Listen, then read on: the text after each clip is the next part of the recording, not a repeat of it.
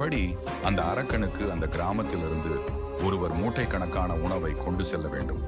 அந்த அரக்கன் அந்த உணவுடன் சேர்த்து அந்த கிராமவாசியையும் உண்டு விடுவான். இதே முறையில் பல கிராமவாசிகள் கொல்லப்பட்டுள்ளனர். இப்போது இந்த மாதத்திற்கு வந்துள்ளது அந்த பிராமண குடும்பத்தின் முறையாகும். அவர் குடும்பத்திலிருந்து ஒருவர் அந்த அரக்கனுக்கு உணவை கொண்டு செல்ல வேண்டும்.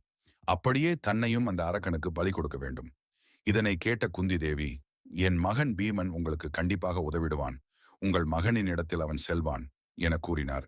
ஆனால் இதனை அந்த பிராமணனின் மனைவி ஒப்புக்கொள்ளவில்லை.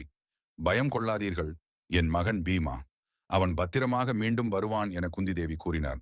பாண்டவர்கள் வீடு திரும்பியவுடன் அந்த அரக்கனை பற்றியும் தான் அளித்த வாக்குறுதி பற்றியும் குந்தி தேவி கூறினார். பகாசுராவுக்கு உணவு எடுத்துச் செல்ல பீமன் ஒப்புக்கொண்டான்.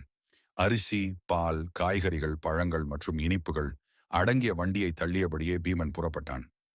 காட்டை அடைந்த பீமன்